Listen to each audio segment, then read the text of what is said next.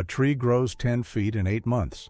The leaves contain more vitamin C than 7 oranges, more calcium than 4 glasses of milk, more vitamin A than 4 carrots per gram. The same gram carries more potassium than 3 bananas and contains 25% protein.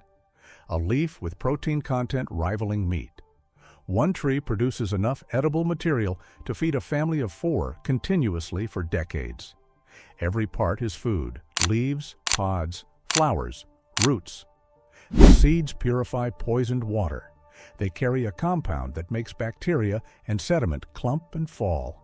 One seed cleans a liter. Cholera water becomes drinking water in 30 minutes. For 4,000 years, this tree fed empires and healed the sick across 2 continents. Then it vanished from the conversation. It wasn't abandoned because it failed. It was abandoned because it succeeds too completely. A tree that makes a family independent from supermarkets, fertilizer companies, and pharmaceutical supply chains cannot generate the revenue streams that industrial agriculture demands. What cannot be controlled season by season cannot be sold year by year. Moringa oleifera survived colonization, climate chaos, and corporate erasure.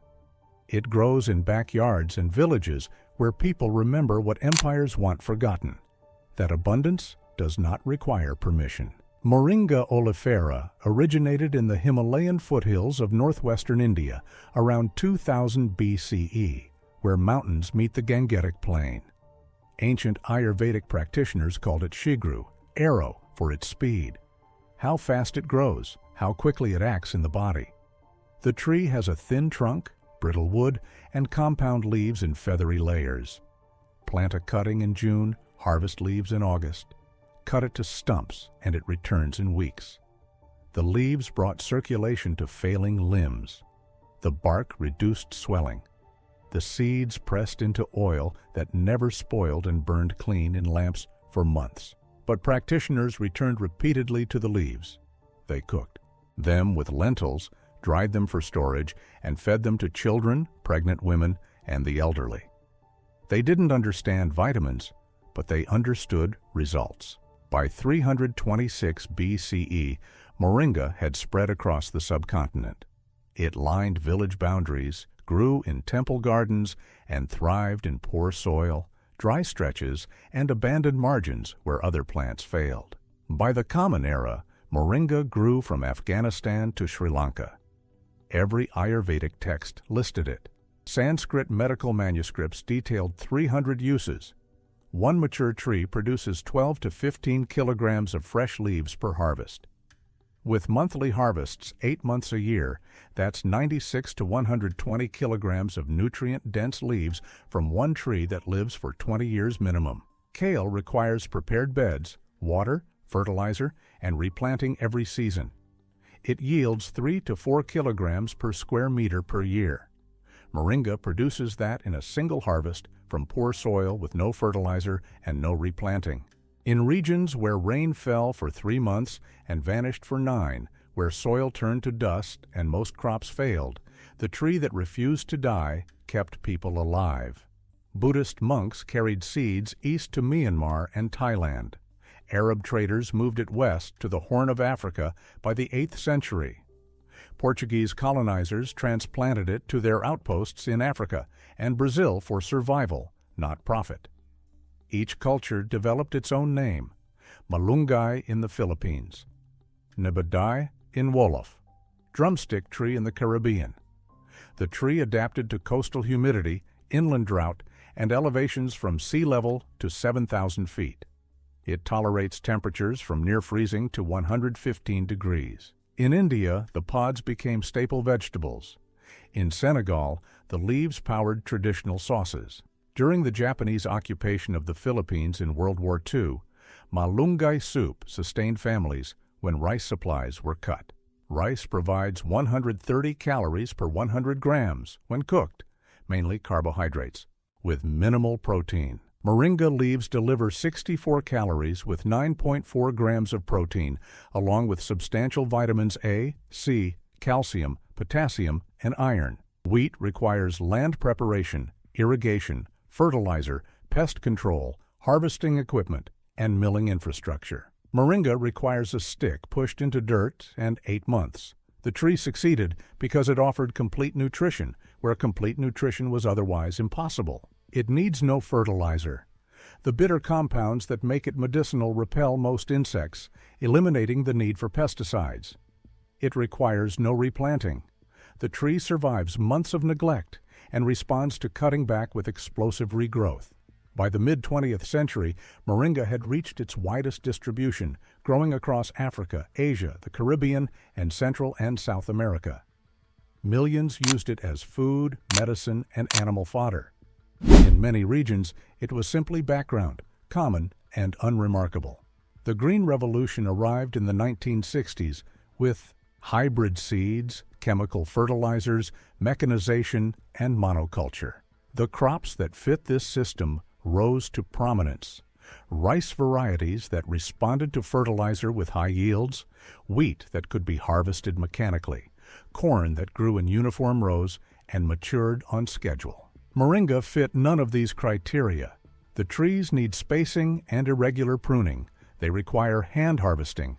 The leaves wilt within hours of picking and cannot sit in warehouses or survive long-distance shipping fresh.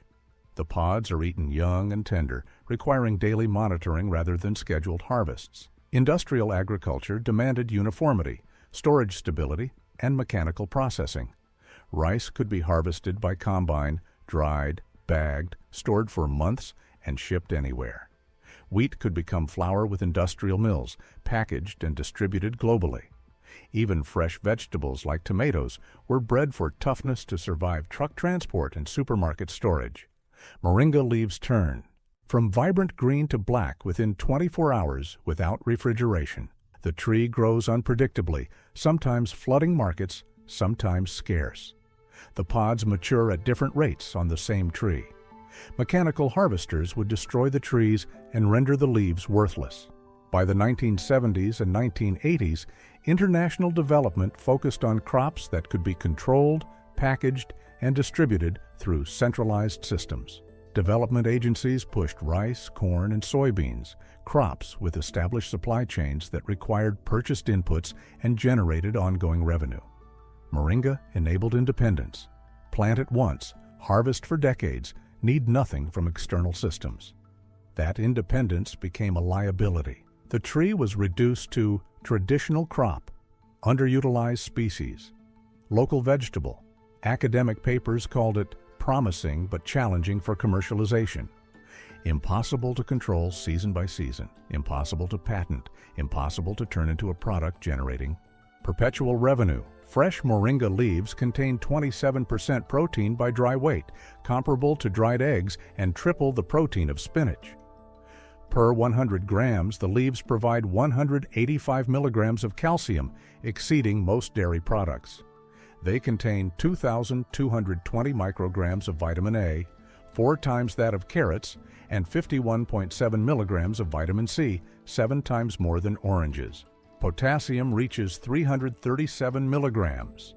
Iron content hits 4 milligrams. The leaves contain isothiocyanates, compounds that trigger the body's natural antioxidant response by activating protective enzymes. Studies in the 1990s and 2000s showed anti-inflammatory effects. Research in India demonstrated blood sugar regulation in diabetic patients. The anti-inflammatory properties extend beyond laboratory studies. Traditional Ayurvedic practice used moringa to treat arthritis and joint pain for millennia before modern science identified the mechanisms.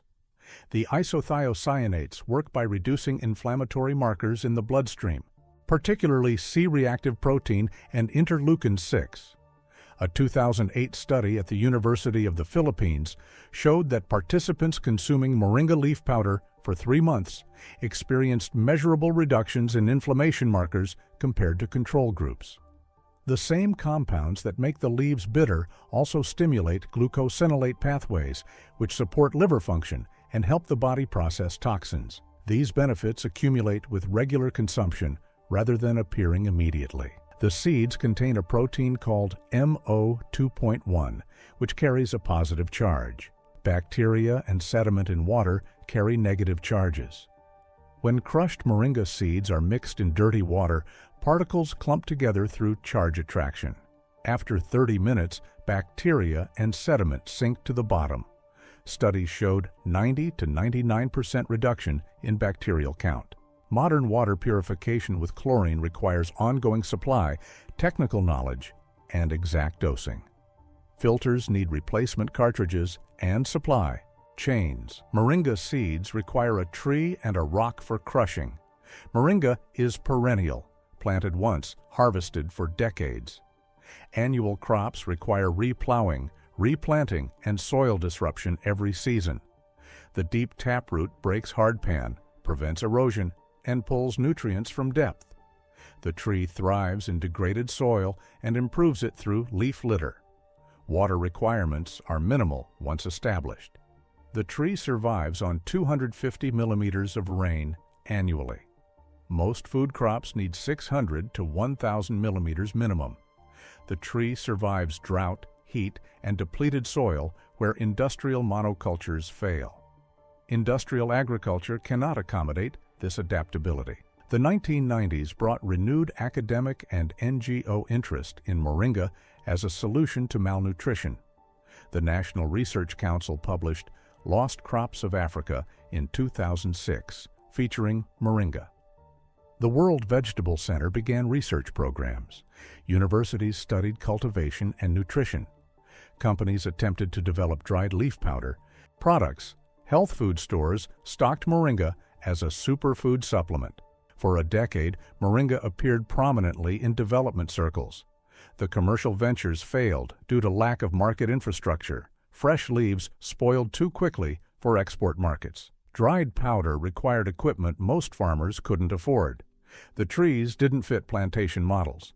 Industrial food companies couldn't standardize moringa into competitive products. The infrastructure gap proved insurmountable. Moringa processing requires different equipment than conventional vegetable processing. The leaves oxidize rapidly when crushed, losing nutritional value unless dried immediately at precise temperatures. Commercial dehydrators designed for herbs work at the wrong temperature range. Building specialized facilities required capital investment with no guaranteed market.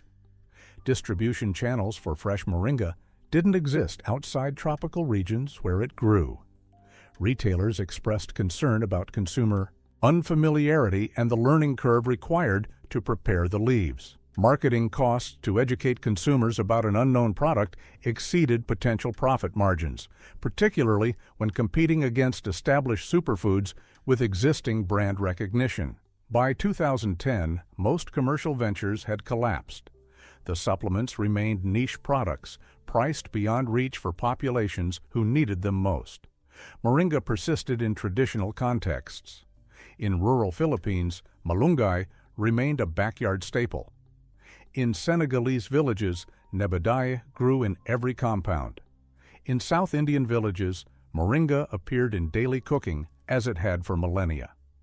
Moringa now grows throughout the tropics, in backyards, along roads, in traditional gardens, refugee camps, and permaculture systems, existing in the margins of industrial agricultural systems. Industrial agriculture requires mechanical harvesting, storage stability, uniform maturation, predictable yields, long shelf life, and standardized appearance. Moringa meets none of these requirements. The leaves must be hand-picked. They grow on compound stems that break easily. Mechanical harvesters would destroy trees and bruise leaves. The process is labor-intensive, slow, and expensive at scale. Fresh leaves wilt within hours without refrigeration, turning from vibrant green to black within a day. They cannot be stored or shipped fresh beyond local markets.